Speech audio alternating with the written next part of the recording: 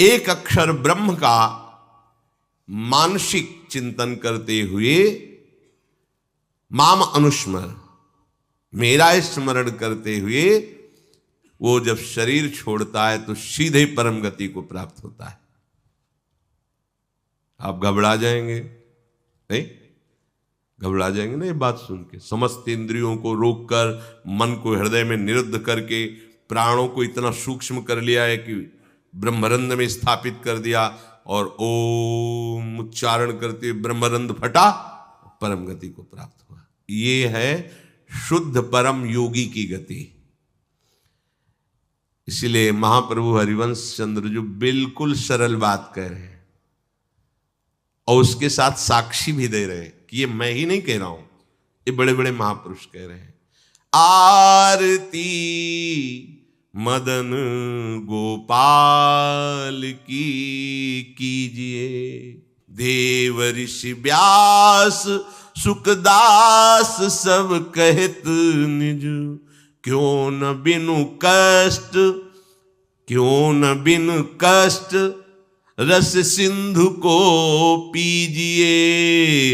आरती मदन गोपाल की कीजिए, आरती मदन गोपाल की कीजिए। हरिवंश महाप्रभु के बड़ा एक कष्ट का मार्ग है, चूक हो गई तो परम गति नहीं मिलेगी, लेकिन हम तुम्हें हंसते खेलते परम गति का मार्ग बता रहे हैं। हित सजनी जो परम कृपाल है, मदन गोपाल को अपने घर का ठाकुर मान लो। पद्मासन लगा के, प्राणों को सूक्ष्म करके, इंद्रियों को निर्विषय करके, मनोनिग्रह करके, प्रणों का चिंतन करते हुए, योग बल से प्राणों को मस्तक पर धारण करके, ब्रह्मरंध्र का भेदन करके परम गति को, वो परम गति बहुत हल्की होगी जो यहां मिलेगा। इस परम गति को प्राप्त महापुरुष भी महारानी जी के निकुंज में झांक भी नहीं सकते, नहीं झांक सकते। बहुत दुर्लभ रस है ये। क्या करो? बिल्कुल, क्यों न बिन कष्ट रस सिंधु को पीजिए। परम गति यही तो है लालजू महाराज, और कौन है? यही परम पद है। वो मेरे में प्रवेश पा जाता है, एकत्व भाव से भगवान में लीन हो गया। जैसे जल की तरंग समुद्र में लीन हो गई, ऐसे वो लीन हो गया। यहां का लीन होना अलग है। बहुत जल्दी आपको बिना किसी कष्ट के परम लाभ मिल जाएगा। ठाकुर सेवा विराजमान कर लो।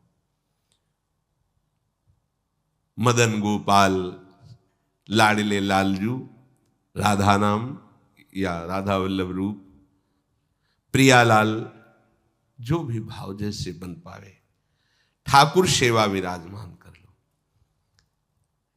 इनकी दासता से परम गति तुम्हारे पीछे पड़ी रहेगी। स्वीकार कर लो, स्वीकार कर लो।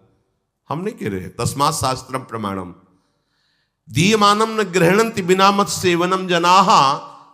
जो सारूप्य सामीप्य सारिष्ट एकत्वाद मोक्ष परम गति है, वो भगवान देते तो मना कर देते, हमें नहीं चाहिए, बस हमें आपकी सेवा चाहिए। बिना मत सेवनम जनाहा, आपकी सेवा छूट जाए ऐसा मुझे मोक्ष आदि नहीं चाहिए, परम गति नहीं चाहिए। महाप्रभु कह रहे क्यों कष्ट में कदम रख रहे हो?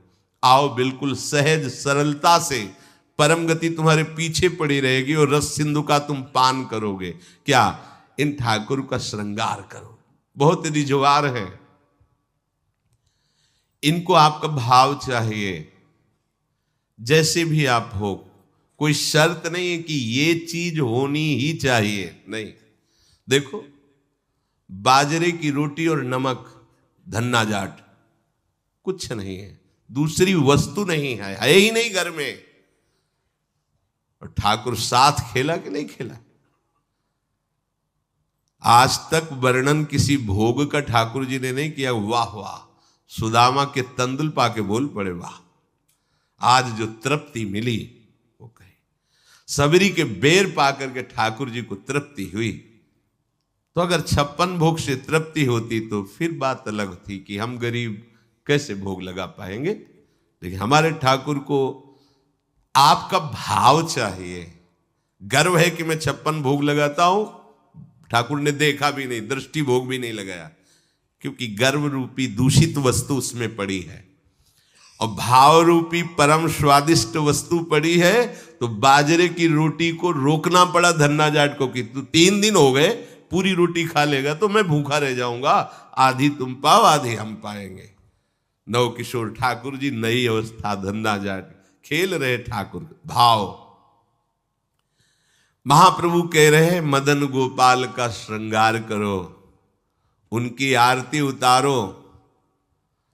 देव ऋषि नारद, शुकाचार्य, भगवान व्यासदेव जी आदि बड़े बड़े महापुरुष कह रहे हैं यदि मदन गोपाल ठाकुर की सेवा की तो बिना कष्ट के परम गति परम सुख तुम्हें वरण कर लेगा। बिना कष्ट के तुम परम सुख सिंधु में डूब जाओगे, विश्वास करो। हरिवंश महाप्रभु कह रहे हैं अगर करी धूप कुमकुम मलय रंजित, नौबर्तिका घृत सो पूरी राखो, कुसुम कृत माल नंदलाल के भाल पर, तिलक करी प्रगट यश क्यों न भाखो, भोग प्रभु योग भरी थार धरि कृष्ण पे, मुदित भुज दंडवर चंवर ढारो, आचमन पान हित मिलत कर्पूर जल, सुभग मुखवास कुलता पिजारो, शंख दुंदुभि पणवो घंट कल वेणुरो, झल्लरी सहित सुर सप्त नाचो, मनुज तन पाई यह दाय ब्रजराज भज, सुखद हरिवंश प्रभु क्यों न याचो, मनुज तन पाए यह दाय ब्रजराज भज, सुखद हरिवंश प्रभु क्यों न याचो। आरती मदन गोपाल की कीजिए, आरती मदन गोपाल की कीजिए। आरती सजाओ, ठाकुर को सुंदर सुंदर सुवासित जल से स्नान करा के, कोमल वस्त्रों से श्रीअंग प्रक्षालन करके, पोछ करके विराजमान करो, सुंदर पोशाक धारण कराओ, सुंदर धीमे धीमे चंदन घर्षण करो, केसर कपूर डाल के ऋतु के अनुसार धीरे धीरे इसलिए मोटा ना हो, स्थूल होगा तो पत्रावली ठीक नहीं बनेगी, पत्रावली करो। सुंदर सुंदर पुष्प लाओ चयन करके, 2-4 पुष्प ही वृंदावन के हो गए तो लाखों करोड़ों के बाहर के पुष्प समानता नहीं कर सकते। इस धाम में जो प्रगट पुष्प हैं, किसी भी लता के 2-4 पुष्प कोमल पत्ते चढ़ा दो, हमारे ठाकुर रीझ जाएंगे। सुंदर सुंदर पुष्पों की माला गूंथो, अहो भाग्य है उनके जो रोज श्री जी की सेवा में ये सेवा का सौभाग्य, सुंदर सुंदर आभूषण फूलों के, माला फूलों की धारण कराते हैं, अहो भाग्य, जीवन धन्य, उनका हाथ धन्य हो गया। पूर्व जितने भी हाथों से हमारे कर्म नहीं होने चाहिए वो हुए हैं, वो सब भस्म हो जाएंगे, क्योंकि अब ठाकुर सेवा में हाथ लग गए। आप ठाकुर जी की रसोई अमनिया कर रहे, ठाकुर जी की रसोई अमनिया किए हुए पात्रों को अमनिया कर रहे, आप पोछा लगा, कृतकृत्य हो गए। लाखों माला भजन इसकी समानता नहीं कर सकता। श्री जी के उच्छिष्ट पात्रों को आपने मार्जन करके विराजमान किया नवीन भोग के लिए, लाखों माला इसकी समान, ये सेवकाई है। सेवकाई सीधे श्री जी को अधीन करती है। माला जपने का फल है, इसका फल नहीं, ये सीधे आराध्य देव को अधीन करती है सेवा। जैसे उपासक रात में जग करके नींद ना लेकर के कष्ट सहते हुए वर्षों का अभ्यास ये श्रृंगार करते, इसमें 2-4 घंटे नहीं लगते हैं। कल जो श्रृंगार होना है, मध्याह्न में विश्राम नहीं करते, नीचे वहां बेसमेंट में ये श्रृंगार करते रहते कपड़ों का। ये श्री जी आज ऐसे सिंहासन में बैठे, निहाल हो गए तुम। अगर अन्य कोई दुराचार प्रवृत्तियां तुम्हारे ऊपर शासन न करे, तुम अन्य कोई गलत कार्य ना करो, तो तुम खुद ही देख लोगे कि आपके अंदर श्री जी क्या देती हैं। जो बड़े बड़े योगियों के लिए दुर्लभ है वो प्रीति आ जाएगी, लाडली जी के लिए रोना आ जाएगा, कभी श्रृंगार करते करते आंसुओं की झड़ी लग जाएगी। ऐसा होता है, ऐसा होता है। जब हमारे अंदर भाव बहुत है और सामग्री नहीं है, तब वो दैन्यता भरी सेवा होती, पूछो मत। जब कुछ नहीं था, थोड़ी मिश्री केवल और भाव में कढ़ी चावल और फुल्का ऐसे सब, तो आंसू चल रहे कि लाडली मुझ दीनहीन गरीब की क्या है, आपके द्वारा दी हुई मिश्री केवल है, सामने रख के ऐसा सुख मिलता तुम्हें कैसे। बिहारी जी के सामने से 4 डलियों से फूल मांग लिए, 1-1, 2-2 ऐसे फूल दे दिए, श्री जी के लिए फूल दे दिए तो दे देते थे मालीजन। आके जब उनकी पंखुड़ी करके शयन के ऐसी छोटी सी गादी लगाते और श्री जी को विराजमान करके ऐसे चल, कैसे वो सुख तुम्हें कैसे वर्णन करें। बड़े बड़े योग सिद्धांत भी जहां प्रवेश नहीं पाते, वो ये बात है। जोग कुजोग ज्ञान अज्ञानु जहां राम प्रेम प्रधानु, सो सब धर्म कर्म जर जाऊ जहां राम पद पंकज भाऊ। ये आखिरी स्थिति है प्रेम की। महाप्रभु कह रहे इस बात के सुखदेव जी, भगवान व्यासदेव जी, देवर्षि नारद साक्षी है कि जो मैं बात कह रहा हूं कि बिना कष्ट के तुम्हें रस सिंधु की प्राप्ति होगी। तुम आरती करो मदन गोपाल की, उनको श्रृंगारित करो। आरती में जो धूप होती है अगर, बड़ी सुगंधित होती है। अब तो सब बदल रहा है पैसे के कारण, अन्य अन्य मिलावट की धूप, जरा सी धूप की सुगंध, पूरा वातावरण सात्विक। अपने यहां पहले धूप आरती होती है, बड़ा दुलार भरी सेवा है श्री जी की।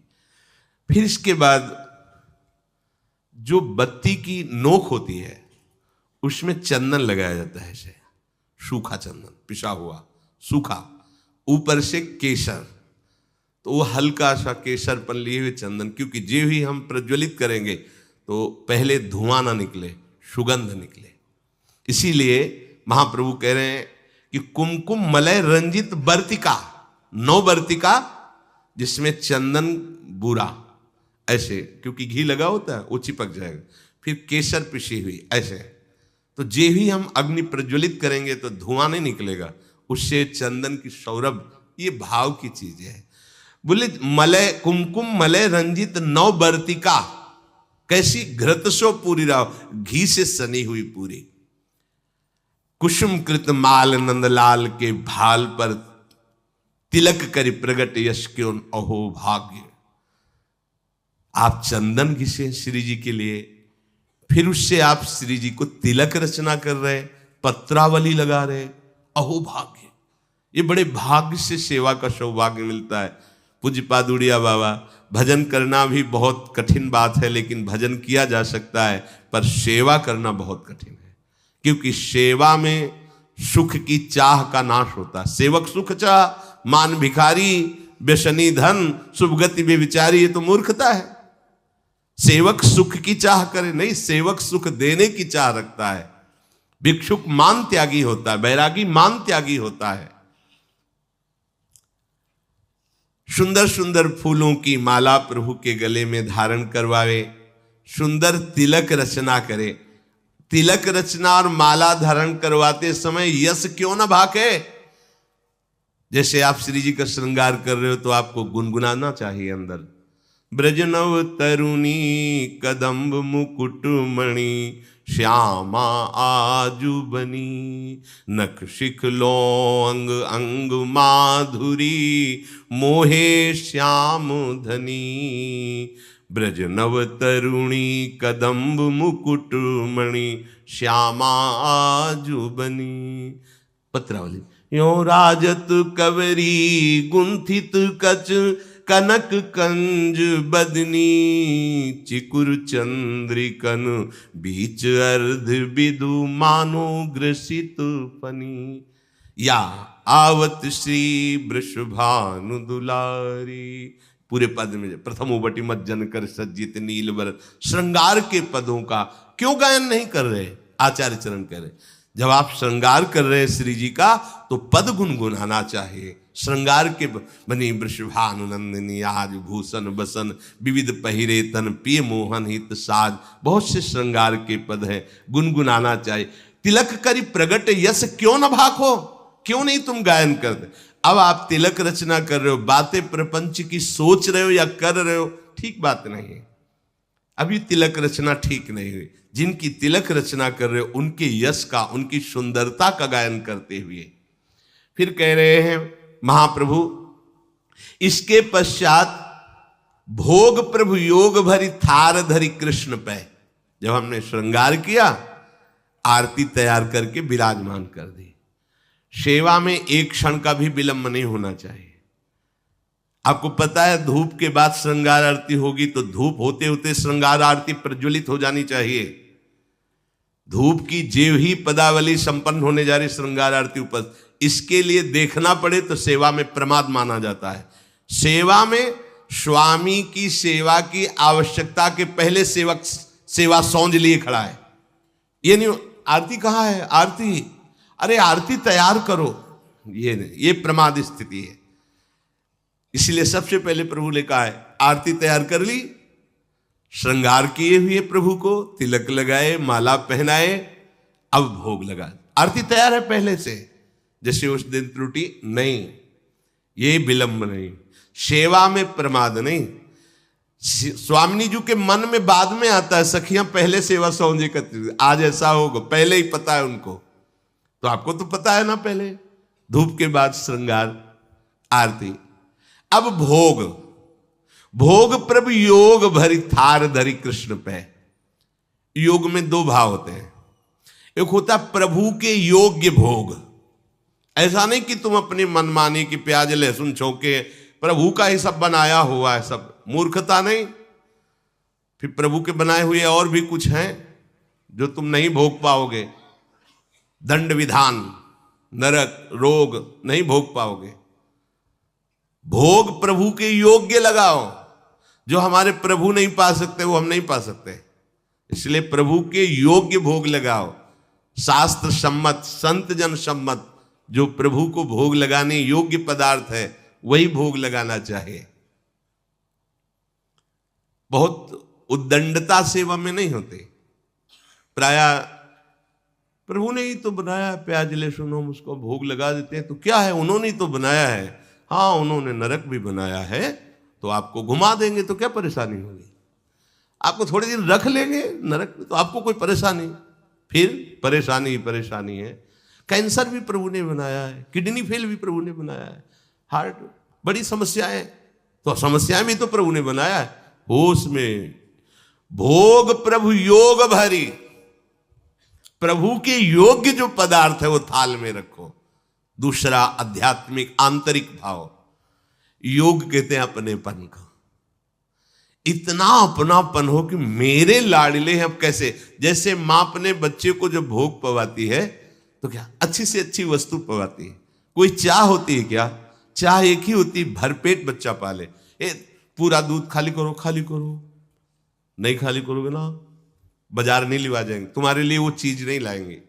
फिर और अगर नहीं खा, एक थप्पड़ मारा पूरा, वो रोष प्रकट कर रही काय के लिए, पूरा खाली करो दूध, अभी तो इतना कम पिया है। और उसकी भाव दशा को देखो कितना प्यार भरा है, क्यों, अपनापन है ना, मेरा लाला है तो मेरे लाडली लाल है, मेरे लाल।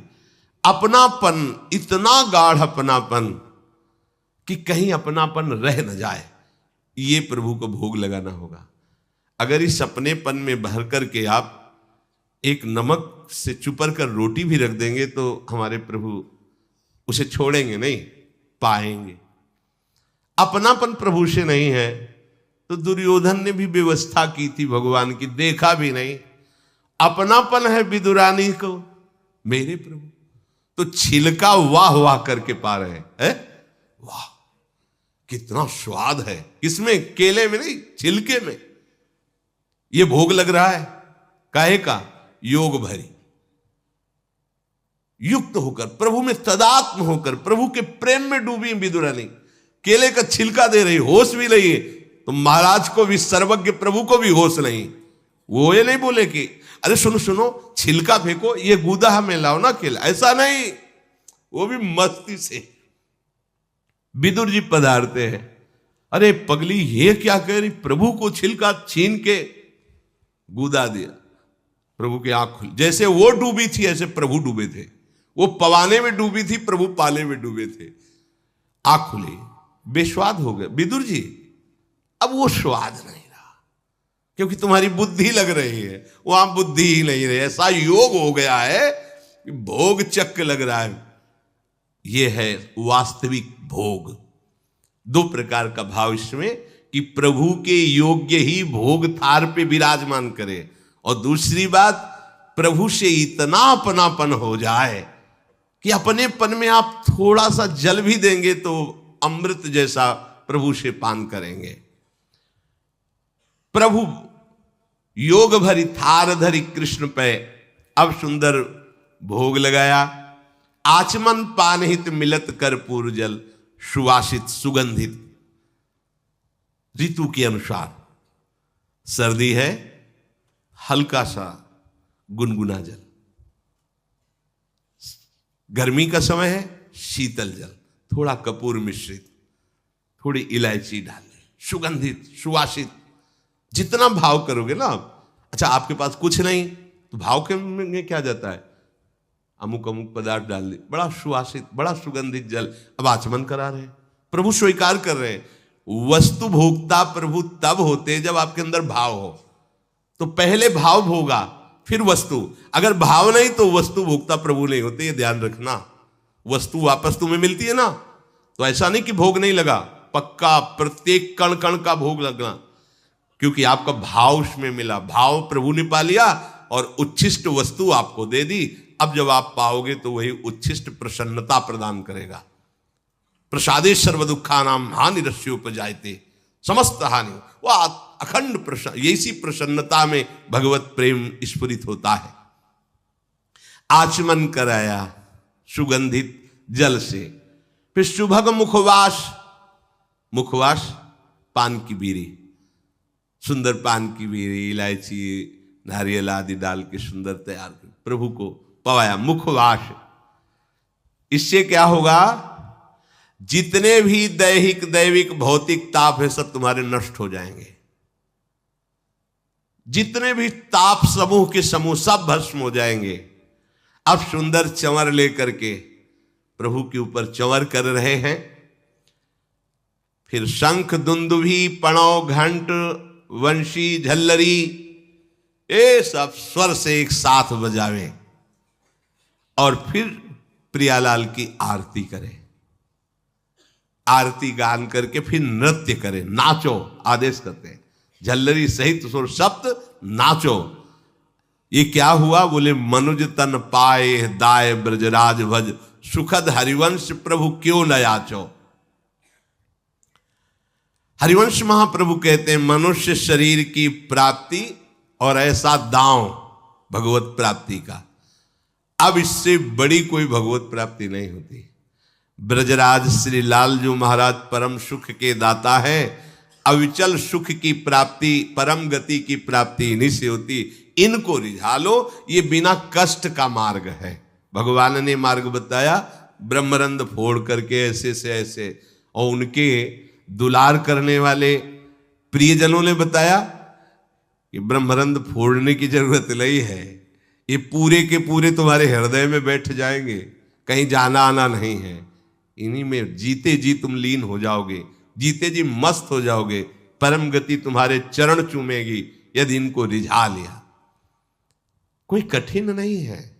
क्यों न बिन कष्ट रस सिंधु को पीज, ये बात करने लगते हैं। अगर आपकी सेवा भावना दृढ़ हो जाए तो आपसे बात करने लगते हैं। सीधे एक रस मार्ग में चलो सच्चाई से, तो वास्तविक भगवत प्राप्ति हो जाएगी। श्री भगवान भगवत प्राप्ति का ये स्वरूप वर्णन करके जो आविश्लोक वर्णन कर रहे हैं वो महाप्रभु वर्णन किए। कह रहे अनन्य चेता सततम यो माम स्मरति नित्य सहा तस्याहम सुलभ पार्थ नित्य युक्त योगिनः। ये अमृतमय श्लोक है। भक्त के लिए, प्रेमी उपासक के लिए यही जीवन है। ये सब साधन मार्ग हैं, पर ये हर संप्रदाय के, हर साधना के उपासक के लिए ये अमृतमय श्लोक है। भगवान इस श्लोक में बोले हैं सुलभा, मैं बहुत सुलभता से उसको प्राप्त हो जाता हूं। जैसे महाप्रभु बोले क्यों न बिन कष्ट रस सिंधु को पीजिए, तो कह रहे तस्याहम सुलभा, मैं उसके लिए सुलभ हूं। सुलभ माने बिल्कुल सहजता से प्राप्त हो जाता हूं। किसके लिए? बोले अनन्य चेता सततम यो माम स्मरत नित्य सहा, जो मेरा अनन्य चिंतन करता है, नित्य निरंतर चिंतन करता है, बस यही जीवन का लक्ष्य रहा है। गुरु कृपा से बच्चापन में ही गुरुदेव भगवान की बलिहारी यही बात डाल दी थी कि बच्चा निरंतर भजन करने से जो झांकी आती प्रभु, वो हमें शब्द याद है, झांकी आती, तब जानना चाहिए भजन, एक क्षण भी भजन न छूटे। ये संस्कार अगर कहीं भगवान की कृपा से और मार्ग का गुरुदेव उपदेश करते तो एकदम कोरा स्वभाव था, वही पड़ता। पर भगवान ने जहां जैसे पहुंचाना होता है वैसे ही, जैसे सन्यास मार्ग में भी थे तो हमारी निराकार में रति नहीं थी, गंगाधर भगवान शिव के रूप में आसक्ति थी। अब हमें पता चला कि क्यों नहीं होने दी निराकार में, क्योंकि रूप में ही लाना था उनको कृपा करके, इसलिए निराकार में आसक्ति नहीं होने दी। उनका सारा पहले विधान होता है। गुरुदेव भगवान ने ये पिताश्री से कहा, पिताजी आए और कहा कि ये लड़का बाबा बनना चाहता है स्वामी जी। वो आते जाते थे घर में, तो सैमशी में उस समय स्वामी जी विराजमान, तो उनका पाणे छोड़ जाओ, एक हफ्ता बाद ये घर भाग जाएगा, या फिर हम एक हफ्ता बाद मंत्र दे देंगे, तब जान लेना कि ये साधु बनी ही जाएगा। उस स्वामी जी जैसी आपकी इच्छा छोड़ के गए। एक हफ्ते जो है गुरुदेव भगवान ईंट ढोवाना, झाड़ू लगवाना, बड़े कार्य करवाना, और जैसे पेड़ा आदि आते सबको बांटते, हमें एक भी पेड़ा नहीं देते। शाम के एक बार भोजन की अनुमति पाल, 7 दिन तक चुपचाप शेष। फिर कहा अच्छा कल गंगा नहा के आ जाना, मंत्र दे देंगे। ठीक है, सुबह गए, स्नान करके तो पंचाक्षरी मंत्र दिया। मंत्र दे के कुटिया में गए, फिर उठ के आए, बोले सुनो आओ एक बात कहनी। बैठे, बोले 12 मंत्र भी ले लो। तुम कहा जपेंगे कौन? बोले पहले तुम ये जपना, लेकिन ये रखे रहो, आगे काम आएगा। हमारी समझ में नहीं आ रहा था कि मतलब मंत्र 2 क्यों दे रहे हैं। ये पहले से भूमिका तैयार थी वृंदावन की, हमें पता नहीं था।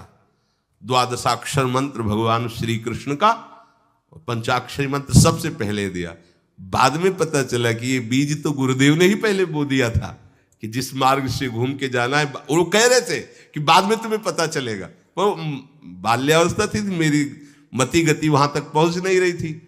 और जपे हम पहला ही, जपे पहला ही, बाद में जब भगवान शंकर ने इधर, तब हम मुझे समझ में आया कि बीज तो गुरुदेव भगवान ही अंदर से बो दिए थे पहले ही। ये कृपा गुरुदेव भगवान की हुई कि चित्त में बैठाल दिया कि निरंतर चिंतन करना यही संन्यास है, यही साधना है, यही भगवत प्राप्ति का स्वरूप है। गुरु कृपा से पूरे जीवन भर एक बात रहे कि हम कभी 1 सेकंड के लिए अपने आराध्य देव को ना भूले। पूरे जीवन भर इसकी चेष्टा गुरु कृपा से करते। अन्य सब बात थी साधन की, पर बात उसमें प्रधान ये थी कि भूले ना। जैसे हम गायत्री मंत्र भी जप रहे हैं नैष्ठिक ब्रह्मचर्य में, तो गुरु के द्वारा दिया हुआ पंचाक्षरी मंत्र लिखा हुआ है, बार बार उसे देख रहे हैं या अंदर से देख रहे हैं, गायत्री मंत्र चल रहा है। बड़ी कृपा रही है, मन को भागने के अवसर नहीं मिले। अनन्य चेता सततम, इसलिए हम आपको फिर कह रहे हैं, बहुत जल्दी लाभ लेना है तो इसको डबल पटरी में फंसाओ। यह जो एक मन बहुत ठोर कर कह कर उसने सच उपायो, बहुत जगह नहीं लगता है कि एक प्रभु में लगाओ फिर संसार में से, प्रभु में ही 2 जगह लगा दो, बड़ी चतुराई से फांसा जाता है। यदि मंत्र से भाग रहा हो और तुम्हें कहीं रूप का अभ्यास हो भगवत कृपा से, तो रूप में फंसाओ, चरणों से लेकर के मुकुट तक, मुकुट से लेकर चरणों तक इसको फंसाओ। पर यह कठिन बात है, रूप आना कोई साधारण बात थोड़ी।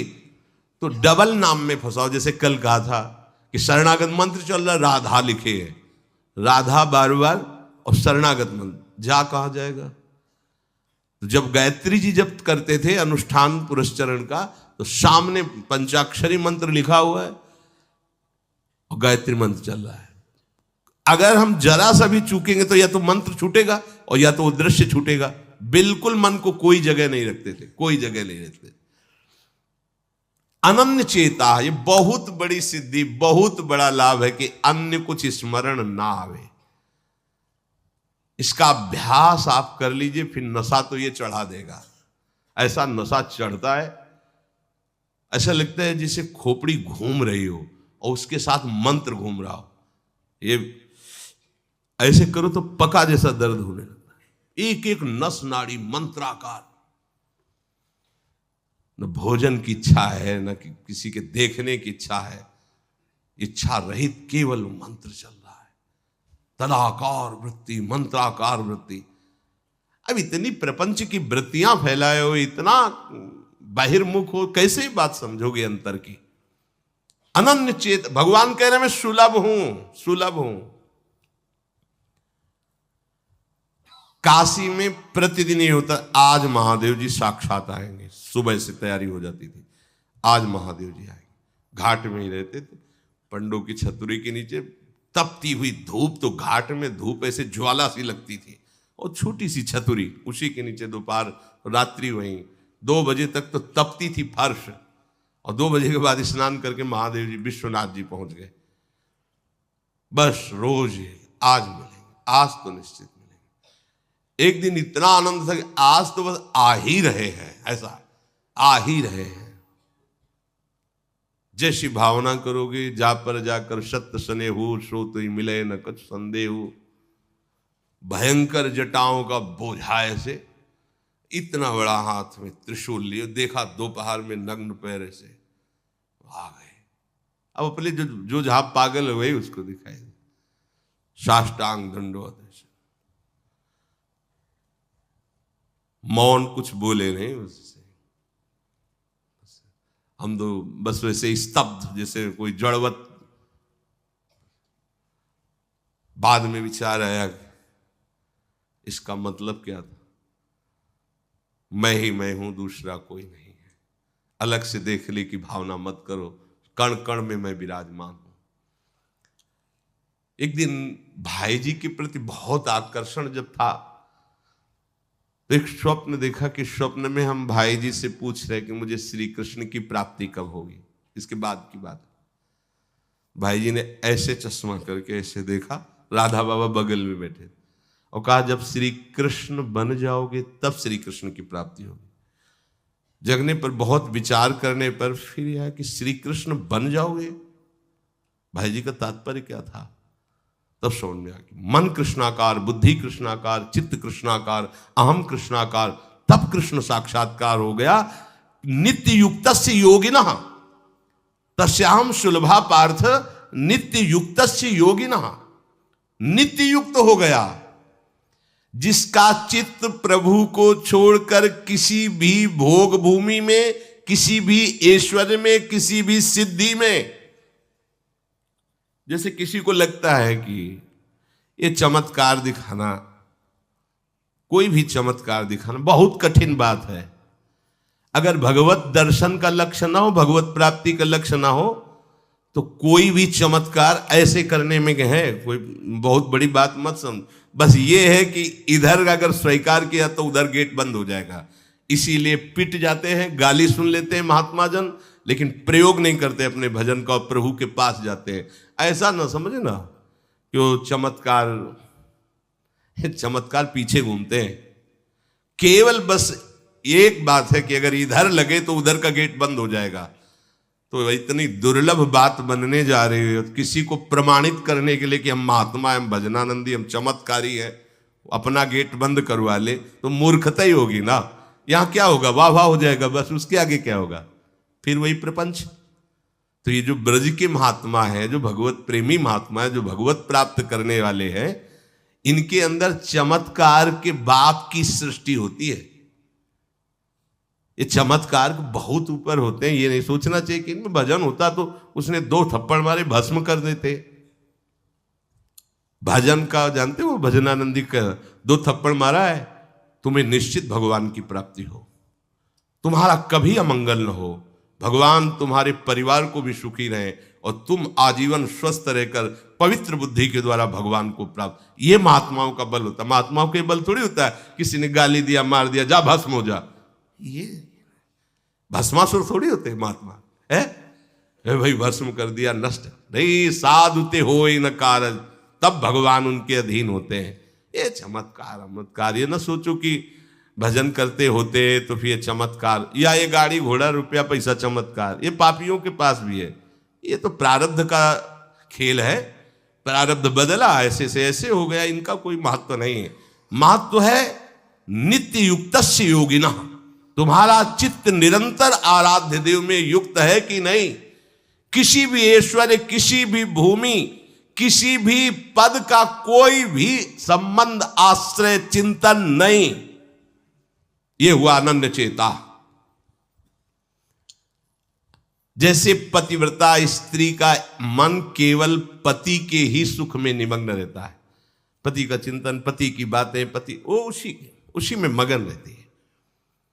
पति के सिवाय उसके मन में अन्य किसी पुरुष का राग पूर्वक चिंतन कभी होता ही नहीं। जैसे शिष्य का गुरु के सिवाय कहीं चिंतन नहीं होता, पतिव्रता पत्नी का मन, प्राण, तन सब पति के ही सेवा में, चिंतन में, मनन में। जैसे शिष्य का गुरु के ही तन, उनकी सेवा में मन, उनके आज्ञा के पालन करने में एक एक चेष्टा गुरु की प्रसन्नता के लिए, कोई दूसरा इष्ट शिष्य का होता ही नहीं है। शिष्य का कोई दूसरा इष्ट नहीं होता। ऐसे शिष्य को अपने गुरुदेव में ही भगवान का साक्षात्कार हो जाता है, क्योंकि पर्दा हटा तो देख लिया कि प्रिया प्रीतम मुस्कुराते हुए बैठे। श्री भट्ट देवाचार्य जी के पास जब हरिव्यास देवाचार्य जी आए तो कहा, भगवान हम शिष्य बनना चाहते हैं। तो उनका, तुम्हें हमारी गोद में कुछ दिखाई दे रहा है? तो कहा, ऐसा में कुछ तो नहीं दिखाई दे रहा है। तो उनका, फिर अभी तुम जाओ गिरिराज जी की 12 वर्ष परिक्रमा करो, राधे राधे बोलो 12 वर्ष पर। ऐसा ही किया। 12 वर्ष बाद फिर आए, अब कुछ दिखाई दे रहा है? बोले भगवान कुछ नहीं दिखाई दे रहा। बोले जाओ फिर 12 वर्ष करो। कह रहे कि जो शिष्य है गुरु के सिवा और कोई इष्ट नहीं है, उन्हीं का चिंतन, उन्हीं के आगे, तो वही उसको साक्षात्कार हो जाता है। जब 24 वर्ष बाद आज्ञा पालन करके आए तो देखा प्रियालाल गोद में। बोले अब कुछ दिखा है? हाँ। बोले प्रियालाल महाराज जी विराजमान है, आओ। वही महावाणी के रचयिता श्री हरिव्यास देवाचार्य जी गुरु आज्ञा में एक कदम पीछे ने 24 वर्ष गिरिराज जी की परिक्रमा राधे राधे आए नहीं, जब तक आज्ञा पालन नहीं हुई। आज्ञा पालन साक्षात्कार करने के बाद मंत्र दीक्षा दी। आज्ञा पालन का फल भगवत साक्षात्कार।